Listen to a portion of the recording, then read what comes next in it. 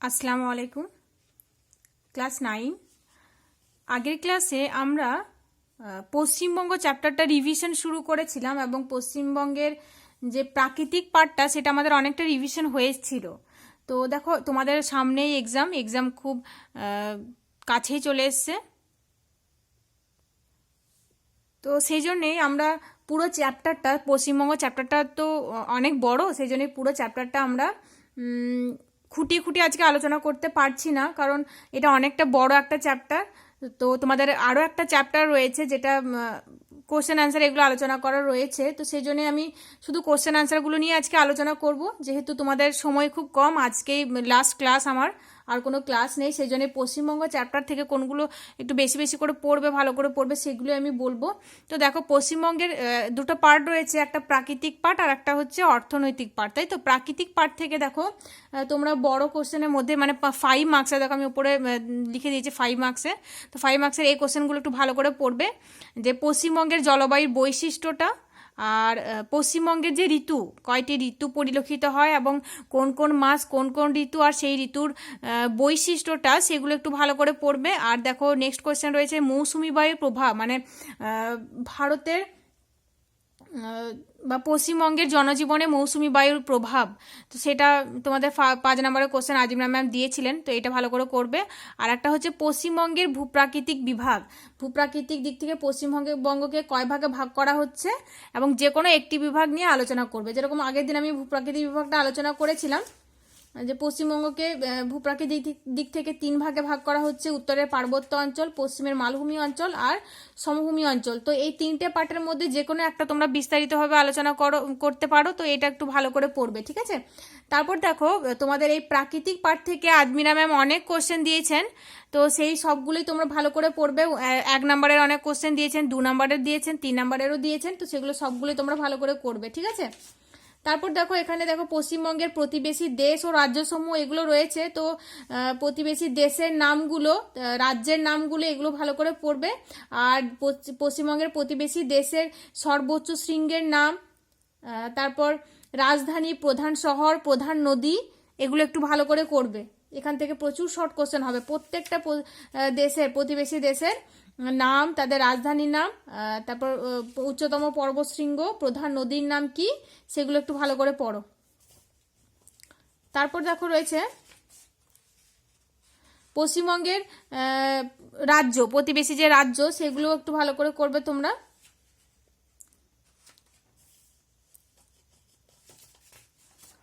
তারপর তো রয়েছে পশ্চিমবঙ্গের ভূপ্রাকৃতিক বিভাগটা, সেটা আমি আগের দিন আলোচনা করেছিলাম। সেই ভূপ্রাকৃতিক বিভাগটা কোন ভাগের মধ্য দিয়ে কোন নদী প্রবাহিত হচ্ছে, কোন ভাগটা কীরকম, সেগুলো তোমরা আগের দিন আমি বলেছি, আর বলছি না বিস্তারিত হবে, সেগুলো ভালো করে পড়বে। তারপর দেখো পশ্চিমবঙ্গের যে জল সম্পদ, তারপর জল ধরো জল ভরো প্রকল্প, এগুলো কি, এগুলো একটু ভালো করে পড়বে, ঠিক আছে?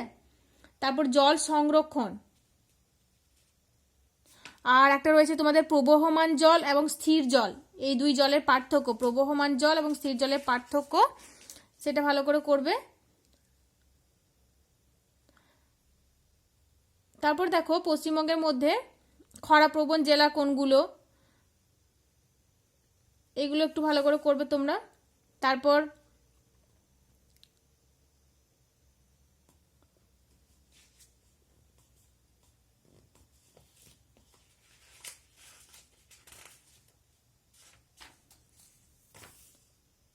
তারপর দেখো পশ্চিমবঙ্গের জলবায়ু রয়েছে, পশ্চিমবঙ্গের জলবায়ু নিয়ন্ত্রক সমূহ, পশ্চিমবঙ্গের জলবায়ু নিয়ন্ত্রক সমূহ, এগুলো একটু ভালো করে পড়বে তোমরা। এটা 5 নম্বরের মুখস্থ না করলেও তোমরা টেক্সট বই থেকে ভালো করে পড়বে, এখান থেকে 2 নম্বর কোশ্চেন আসতে পারে, তারপর শর্ট কোশ্চেন হতে পারে, তো এগুলো একটু ভালো করে করবে। তারপর পশ্চিমবঙ্গের কোথায় কীরকম জলবায়ু পরিলক্ষিত হয়, মানে পার্বত্য অঞ্চলের জলবায়ু কীরকম, মালভূমি অঞ্চলের জলবায়ু কীরকম, উপকূলীয় অঞ্চলের জলবায়ু কীরকম, সেগুলো একটু ভালো করে পড়বে, ঠিক আছে? তারপর পশ্চিমবঙ্গে ঋতু রয়েছে, ঋতুটা তো করবেই। গ্রীষ্মকাল, বর্ষাকাল, শরৎকাল এবং শীতকাল, এই 4টি ঋতু, এবং তাদের কোন কোন মাসে কি ঋতু পরিলক্ষিত হয়, আর এই ঋতুগুলোর বৈশিষ্ট্যটা ভালো করে করবে, ঠিক আছে? তারপর দেখো রয়েছে মানুষের জীবনে ঋতু পরিবর্তনের প্রভাব, সেটাও একটু ভালো করে করবে তোমরা।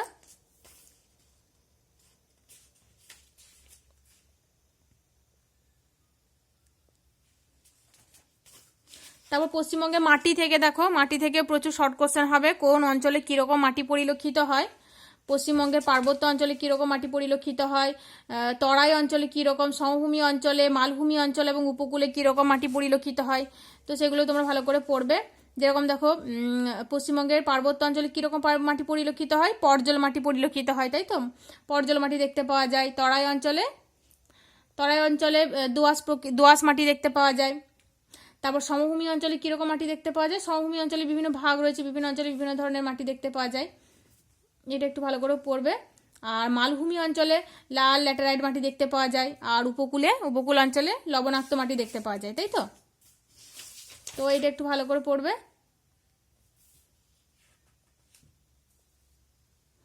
তো এটাই হলো তোমাদের পশ্চিমবঙ্গের যে প্রাকৃতিক পার্টটা, সেটা তোমাদের আজমিরা ম্যাম অনেক কোশ্চেন দিয়েছেন এই চ্যাপ্টার থেকে, মানে প্রাকৃতিক পার্টটা থেকে। তো সেগুলো সবগুলো ভালো করে পড়বে, আর 5 নম্বরের এইগুলোই ভালো করে করো, ঠিক আছে। এরপর আমি অর্থনৈতিক পার্টটা বলবো। পশ্চিমবঙ্গের অর্থনৈতিক যে পার্ট, অর্থনৈতিক ক্রিয়াকলাপ যেটা রয়েছে, সেখানে দেখো পশ্চিমবঙ্গের প্রধান যে ফসল, কৃষিকাজ মানে প্রধান ফসলের মধ্যে রয়েছে ধান, পাট এবং চা রয়েছে। এগুলো আমরা অনেক আগে আলোচনা করেছিলাম, এবং এগুলো যখন বলেছিলাম তখন এই ধান, পাট, চা এগুলো সম্পর্কে যখন বলেছিলাম তখন এদের এই ধান, পাট এবং চা চাষের অনুকূল ভৌগোলিক পরিবেশ কীরকম দরকার, অর্থনৈতিক পরিবেশ কীরকম দরকার, এগুলো সবই আমি বলেছিলাম, তাই তো। তো এই সবগুলোই ভালো করে পড়বে। ধান, পাট, চা তিনটেই করো। তো 3টে 5 নম্বরের আসতে পারে, তো 3টে ভালো করে পড়বে। মানে অনেকটা একই রকম, মানে একই একটা ইয়ে করে নেবে তোমরা, ছকের মতো করে নিতে পারো। তারপর দেখো পশ্চিমবঙ্গের ধানকে 3 ভাগে ভাগ করা হয়, আউশ ধান, আমন ধান এবং বোরো ধান। তো কোন ধান কোন মাসে বপন করা হয় এবং কোন মাসে কাটা হয় সেটা একটু ভালো করে করবে। যেমন দেখো আউশ ধান মৌসুমী ঋতুতে বপন করা হয়, মানে যখন বর্ষাকাল তখন বপন করা হয় এবং মে জুনে কাটা হয়। তারপর আমন ধান দেখো মে জুনে বপন করা হয়, আর শীতের শুরু যখন হয় অর্থাৎ নভেম্বর মাসে কাটা হয়। তারপর দেখো বোরো ধানটা ডিসেম্বরে বপন করে হয় এবং মার্চ এপ্রিল মাসে কাটা হয়, ঠিক আছে। তো এটা একটু ভালো করে করবে তোমরা। তারপর এখান থেকে ইম্পর্টেন্ট কোশ্চেন তোমাদের হতে পারে যে পশ্চিমবঙ্গের ধানের গোলা কাকে বলা হয়। এগুলো তোমাদের কোশ্চেন আমি অনেক দিয়েছি। পশ্চিমবঙ্গের অর্থনীতি পার্ট থেকে আমি তোমাদের 5 নাম্বার, 3 নাম্বার, 2 নাম্বার কোশ্চেন দিয়েছি, আর অনুশীলনের কোশ্চেনগুলো ভালো করে করতে বলেছি। তো সেগুলো ভালো করে করো, তাহলেই হবে। তারপর পাট চাষের অনুকূল যে ভৌগোলিক পরিবেশ সেগুলো করবে। তারপর পাট গবেষণাগার কোথায় অবস্থিত, ধান গবেষণাগার কোথায় অবস্থিত, তারপর উচ্চ ফলনশীল বীজের নাম, এগুলো ভালো করে করবে, ঠিক আছে। তাহলে পাট, চা আর ধান এই 3টেই তোমরা ভালো করে করো।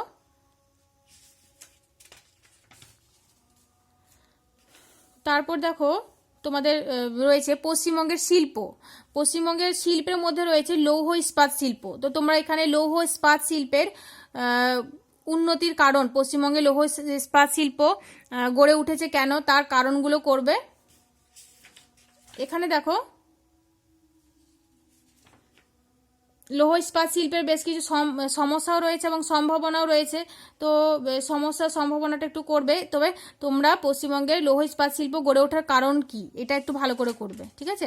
দেখো পশ্চিমবঙ্গের লৌহ ইস্পাত শিল্প গড়ে ওঠার কারণ এবং দুর্গাপুরে লৌহ ইস্পাত শিল্প গড়ে ওঠার কারণ, এগুলো অনেকটা একই, রিলেটেড। তো এগুলো একটু ভালো করে করবে, যে দুটো কোশ্চেন যদি আসে তাহলে তোমরা যেন গুছিয়ে লিখতে পারো এমনভাবে করবে। পয়েন্টগুলো একই রকম থাকবে, কিছু কথা হেরফের হবে, সেগুলো তোমরা একটু গুছিয়ে ভালো করে লিখবে, ঠিক আছে। তারপর দেখো পাট শিল্প, এই যে দেখো হুগলি নদীর 2 তীরে পাট শিল্পের উন্নতি ঘটেছে। তো কেন হুগলি নদীর 2 তীরে পাট কলগুলি গড়ে উঠেছে কেন, বা পাট শিল্পের উন্নতি ঘটেছে কেন, এটা আমি তোমাদেরকে অনেক আগে বলেছিলাম যখন এই চ্যাপ্টারটা পড়াচ্ছিলাম তখন। তো এটা একটু ভালো করে করবে। আর হুগলি নদীর উভয় তীরে কোথায় কোথায় পাটকল স্থাপিত হয়েছে, তো সেই পাটকল নামগুলো একটু ভালো করে করবে। তারপর রয়েছে দেখো তোমাদের পশ্চিমবঙ্গের শিল্পের মধ্যে রয়েছে দেখো বস্ত্র বয়ন শিল্প। তো বস্ত্র বয়ন শিল্পটা এটা 5 নম্বরে সেরকমভাবে মুখস্থ করার দরকার নেই, তবে তোমরা এটা পড়ে রাখবে কারণ এখান থেকে শর্ট কোশ্চেন আসবে, ঠিক আছে। তারপর চা শিল্প, পশ্চিমবঙ্গের চা শিল্পের উন্নতির কারণ, এটাও করবে তোমরা। চা চাষটা যখন করছো শিল্পটাও করবে, চা চাষটা করলেই তোমরা শিল্পটা করতে পারবে, ঠিক আছে। তারপর রয়েছে দেখো খাদ্য প্রক্রিয়াকরণ শিল্প। পশ্চিমবঙ্গের খাদ্য প্রক্রিয়াকরণ শিল্পের সাথে যুক্ত যে কোম্পানিগুলোর নাম, সেই কোম্পানিগুলোর নামগুলো তোমরা করবে। যেরকম দেখো অ্যালায়েন্স কফি লিমিটেড, তারপর Ambo group company, Amit biotech, তারপর রয়েছে শালিমার কেমিক্যাল ওয়ার্কার, তারপর হলদিরামস এইসব, তারপর রাজা বিস্কুট, এই নামগুলো একটু ভালো করে পড়বে, ঠিক আছে।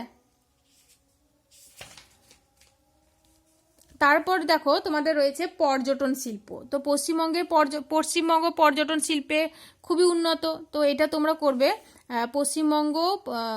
পশ্চিমবঙ্গে পর্যটন শিল্পের উন্নতির কারণগুলি আলোচনা করো। এরকম তোমাদের 3 নাম্বার বা 5 নাম্বার কোশ্চেন আসতে পারে, এটাও তোমরা ভালো করে করবে। তারপর দেখো তথ্য প্রযুক্তি শিল্প। এই তথ্য প্রযুক্তিটা কি? প্রযুক্তির মাধ্যমে বা প্রযুক্তির সাহায্যে তথ্যের খোঁজ, সংগ্রহ, সংরক্ষণ, আদান প্রদান এইসব প্রয়োগ করে যে শিল্পের মাধ্যমে করা হয় সেটা হচ্ছে তথ্য প্রযুক্তি শিল্প। আর পশ্চিমবঙ্গের প্রধান প্রধান তথ্য প্রযুক্তি শিল্পগুলি কি কি কি কি বলো তো? ওই যে টেলিকম পরিষেবা, তারপর তথ্য আদান প্রদানকারী কেন্দ্র, সফটওয়্যার উৎপাদন, তারপর তথ্য পরিষেবা কেন্দ্র, এগুলো হচ্ছে তথ্য প্রযুক্তি শিল্প। সেজের ফুল ফর্ম করবে, সেজের ফুল ফর্ম কি? তারপর রয়েছে দেখো পশ্চিমবঙ্গের ক্ষুদ্র ও কুটির শিল্প। তো পশ্চিমবঙ্গের কোথায় কোথায় কীরকম, এটা বড় তোমাদের 5 নাম্বার কোশ্চেন আসবে না, তবে এটা থেকে তোমাদের শর্ট কোশ্চেন আসতে পারে। যেরকম মৃৎশিল্পের জন্য পশ্চিমবঙ্গের কোন কোন জেলা বিখ্যাত, যেমন দেখো বাঁকুড়ার বিষ্ণুপুর পোড়ামাটির কাজ বা মৃৎশিল্পের জন্য বিখ্যাত, তাই তো। তো তারপর দেখো মাদুর শিল্পের জন্য পশ্চিমবঙ্গের কোন কোন জেলা বিখ্যাত, যেমন পশ্চিম ও পূর্ব মেদিনীপুর মাদুর শিল্পের জন্য বিখ্যাত। বিড়ি শিল্প, গুড় শিল্প, তাঁত শিল্প, রেশম শিল্প, এইসব ছোট বড় শিল্প যেগুলো রয়েছে, ক্ষুদ্র কুটির শিল্প, সেগুলো তোমরা একটু ভালো করে পড়বে যে কোথায় কোন শিল্পগুলো গড়ে উঠেছে। যেরকম দেখো কাঠের আসবাবপত্র এগুলো কোন জেলায় বেশি গড়ে উঠেছে, কোন জেলায় দেখতে পাওয়া যায় বলো তো? কাঠের আসবাবপত্র প্রায় প্রতিটি জেলাতেই এটা হয়ে থাকে, বিশেষ কোনো জেলা এটা বলবো না। তবে এই যে মৃৎশিল্পটা বাঁকুড়ার বিষ্ণুপুরে দেখতে পাওয়া যায়। তারপর তাঁত শিল্পটা নদিয়া জেলায়, বাঁকুড়ার বিষ্ণুপুরে, এইসব কিছু কিছু জায়গায় দেখতে পাওয়া যায়। বিড়ি শিল্পটা যেমন পশ্চিমবঙ্গের মুর্শিদাবাদ, তারপর পুরুলিয়া, বাঁকুড়া, হুগলি জেলায় দেখতে পাওয়া যায়, তাই তো। তো এইগুলো একটু করবে। আর ক্ষুদ্র শিল্প, কুটির শিল্প, এদের সংজ্ঞাটা করবে তোমরা ভালো করে। ক্ষুদ্র শিল্প আর কুটির শিল্পটা কিন্তু আলাদা। ক্ষুদ্র শিল্প হচ্ছে ছোট স্কেলের যে শিল্প সেগুলো, কুটির শিল্পটাও ক্ষুদ্র শিল্প, তবে কুটির শিল্প বলতে ঘরে বসে যে শিল্পটা করা হয়, ঘরে বসে যেরকম ধরো তাঁত বোনা, শাড়ির ওপর কাজ করা, তারপর ঝুড়ি পেছে এসব বোনা, ঘরে বসে যে কাজগুলো হয় কয়েকজন সদস্য মিলে, তো সেটাই হচ্ছে কুটির শিল্প, তাই তো। তো এই দুটোর পার্থক্য আছে, এটা ভালো করে করবে। আর তারপর দেখো তোমাদের রয়েছে পশ্চিমবঙ্গের প্রধান শহর, বন্দর এবং পর্যটন কেন্দ্রসমূহ।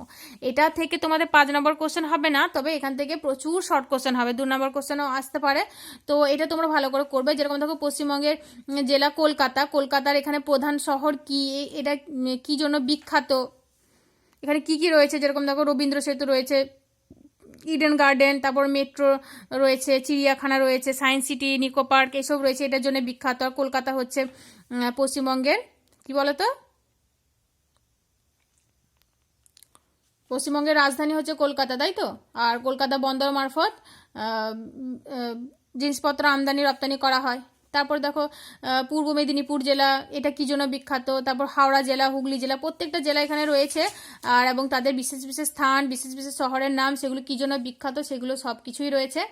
যেমন দেখো এখান থেকে এরকম কোশ্চেন আসতে পারে যে কুলিক পাখিরালয় কোথায় দেখতে পাওয়া যায়। তো তোমরা নিশ্চিন্তে এটা পড়ে থাকলে তোমরা লিখতে পারবে যে উত্তর দিনাজপুরে কুলিক পাখিরালয় রয়েছে, রায়গঞ্জে, তাই তো। আর এটি হচ্ছে এশিয়ার 2য় বৃহত্তম পাখিরালয়। এরকম তোমাদের কোশ্চেন আসবে। তারপর দেখো রক গার্ডেন কোথায় দেখতে পাওয়া যায়, রক গার্ডেন, টাইগার হিল, এগুলো দার্জিলিংয়ে দেখতে পাওয়া যায়, তাই তো, দার্জিলিংয়ে রয়েছে। আর এখানকার সব থেকে উঁচু স্টেশন হচ্ছে ঘুম স্টেশন, পৃথিবীর সব থেকে উচ্চতম স্টেশন হচ্ছে ঘুম স্টেশন, তাই তো। তারপর এরকম কোশ্চেন আসতে পারে যে মুর্শিদাবাদের প্রধান প্রধান পর্যটন কেন্দ্রগুলির নাম লেখো। তখন তোমরা লিখতে পারবে যে এখানে রয়েছে আর্মেনিয়ান গির্জা, তারপর বৌদ্ধ বিহারের ধ্বংসাবশেষ রয়েছে, হাজারদুয়ারি, খোশবাগ, মতিঝিল, সাগর দিঘি, এসবের জন্য বিখ্যাত। তো এই হলো পশ্চিমবঙ্গের পর্যটন শিল্প। তো পশ্চিমবঙ্গটা তোমাদের পুরোপুরি হয়ে গেল, যেগুলো বললাম সেগুলো ভালো করে পড়বে। আর যে তোমাদের বইয়ের শেষের দিকে যে অনুশীলনের কোশ্চেন রয়েছে, শর্ট কোশ্চেনগুলো, সেগুলো ভালো করে পড়ো। আর আমি আর আজমিরা ম্যাম এই চ্যাপ্টার থেকে যে যে কোশ্চেনগুলো দিয়েছিলেন সেগুলোই ভালো করে পড়ো, তাহলেই হবে। ঠিক আছে? দেখো তোমাদের এই পরীক্ষায় অ্যানুয়াল এক্সামে এই সিলেবাসে এই চ্যাপ্টারটাও রয়েছে, গ্রহরূপে পৃথিবী, এই চ্যাপ্টারটাও রয়েছে, তাই তো? তো এই চ্যাপ্টার থেকে 5 মার্কসের এই দুটো কোশ্চেন করবে তোমরা ভালো করে, আর বেশি কিছু করার দরকার নেই। এই দুটো কোশ্চেন ভালো করে করো। পৃথিবীর গোলাকার আকৃতির সপক্ষে প্রমাণ, এটা একটা করো। আর একটা হচ্ছে পৃথিবীকে স্বকীয় গ্রহ বলা হয় কেন। তো দেখো প্রথমেই দেখো রয়েছে পৃথিবীর গোলাকার আকৃতির সপক্ষে প্রমাণ। এটা আমি তোমাদের সঙ্গে আলোচনা করেছিলাম। যেমন দেখো একটু আমি বলেও দিই। প্রথমে দেখো জাহাজে চেপে পৃথিবী যখন প্রদক্ষিণ করেছিলেন বিভিন্ন বিজ্ঞানীরা, তো পৃথিবী প্রদক্ষিণ করাতে পৃথিবী জাহাজটি যেখান থেকে প্রদক্ষিণ শুরু করে শেষ পর্যন্ত সেখানেই ফিরে আসে, তাই তো? তখন থেকে প্রমাণিত হয় যে পৃথিবী হচ্ছে গোলাকার। তারপর দেখো উপকূল থেকে জাহাজ পর্যবেক্ষণ, এটা একটা পয়েন্ট। উপকূল থেকে যখন জাহাজ এগিয়ে আসে তাহলে প্রথমে জাহাজটির মাস্তুল দেখতে পাওয়া যায়, তারপর আস্তে আস্তে যত এগিয়ে আসে তত ডেক, তারপর অবশেষে জাহাজটির সমগ্র অংশ দেখতে পাওয়া যায়, তাই তো? তারপর একসঙ্গে পুরো জাহাজটা দেখতে পাওয়া যায়, এ থেকে প্রমাণিত হয় যে পৃথিবী গোলাকার। তারপর রয়েছে দেখো বেডফোর্ড লেভেল পরীক্ষা। বেডফোর্ড 3টি দণ্ড নিয়ে পরীক্ষা করে দেখেন যে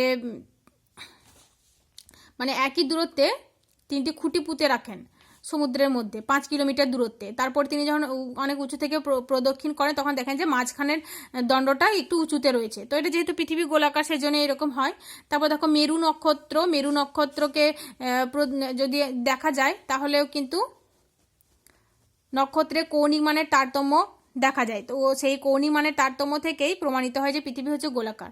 তারপর দেখো বৃত্তাকার দিগন্ত রেখাটা বৃত্তাকার আমরা দেখতে পাই কোনো উঁচু স্থান থেকে যখন দেখি তখন দেখতে পাই যে দিগন্ত রেখাটা হচ্ছে বৃত্তাকার। তো সেটা থেকে প্রমাণিত হয় যে পৃথিবী হচ্ছে গোলাকার। তারপর দেখো চন্দ্রগ্রহণের সময় কি হয়, পৃথিবীর ছায়াটা চাঁদের উপর পড়ে, আর পৃথিবীর ছায়াটা চাঁদের উপর পড়ে, সেটা গোলাকার ছায়া পড়ে, তাই তো? তো এটা দেখেও প্রমাণিত হয় যে পৃথিবী হচ্ছে গোলাকার। তারপর দেখো ভিন্ন সময়ে সূর্যোদয় সূর্যাস্ত হয়, মানে আলাদা আলাদা সময়ে সূর্যোদয় ও সূর্যাস্ত হয়, এটা দেখেও প্রমাণিত হয় যে পৃথিবী হচ্ছে গোলাকার। তারপর দেখো উপগ্রহ চিত্র থেকে পৃথিবীর যে ছবি আমরা পাই সেখানে আমরা দেখতে পাই যে পৃথিবী হচ্ছে গোলাকার এবং উজ্জ্বল নীল গোলক, তাই তো? তারপর দেখো বর্তমানে মহাকাশচারীরা যে ছবি তুলেছেন, এটা হচ্ছে প্রত্যক্ষ প্রমাণ। তো বর্তমানে মহাকাশচারীদের ছবি থেকে আমরা যেটা দেখতে পাই সেটা হচ্ছে পৃথিবী হচ্ছে নীল গোলক।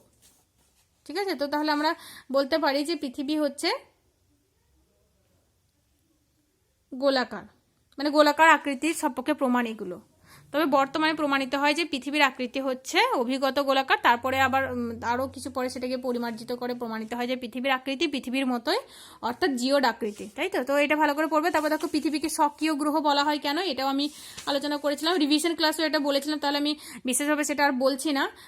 কিছু পয়েন্টগুলো আমি বলছি, যেমন দেখো কাম্য দূরত্বে পৃথিবীর অবস্থান, তারপর আকৃতিগতভাবে পৃথিবী হচ্ছে অন্যান্য গ্রহদের থেকে আলাদা, তারপর একমাত্র পৃথিবী গ্রহ যে গ্রহে প্রাণের অস্তিত্ব রয়েছে, পৃথিবীতে জলের অস্তিত্ব রয়েছে, পৃথিবীতে বায়ুমণ্ডল রয়েছে, এটা একটা পয়েন্ট। আর ভূত্বকের উপস্থিতি পৃথিবীতেই রয়েছে, তারপর জীবমণ্ডল রয়েছে পৃথিবীতে, সেজন্য পৃথিবী হচ্ছে স্বকীয় গ্রহ বা স্বতন্ত্র, অন্যান্য গ্রহদের থেকে আলাদা। ঠিক আছে? তারপর এখান থেকে 3 নম্বর কোশ্চেন তোমাদের আসতে পারে যে জিপিএস এর ব্যবহার, জিপিএস কোন কোন কাজে ব্যবহৃত হয় সেটা একটু ভালো করে পড়বে তোমরা। ঠিক আছে? এই চ্যাপ্টারটা কিন্তু খুব একটা টাফ নয়। এই বড় কোশ্চেন এটাই করবে, এই দুটো করবে, আর জিপিএস এর ব্যবহারটা ভালো করে করবে, আর জিপিএস এর ফুল ফর্ম এগুলো ভালো করে করো। ঠিক আছে? আর এইগুলি করো তাহলেই হবে। আর তোমরা এখান থেকে শর্ট কোশ্চেন প্রচুর হবে, যেমন দেখো পৃথিবী অভিগত গোলক রূপে যে পৃথিবী, অভিগত গোলক কেন বলা হয়, অভিগত গোলক কি সেটা তোমরা একটু ভালো করে করবে। তারপর পৃথিবীকে অভিগত গোলক বলা হয় কেন, তারপর পৃথিবী মানে সৌরজগতে কয়েকটি বামন গ্রহ রয়েছে, সেই বামন গ্রহের নাম সেগুলো করবে।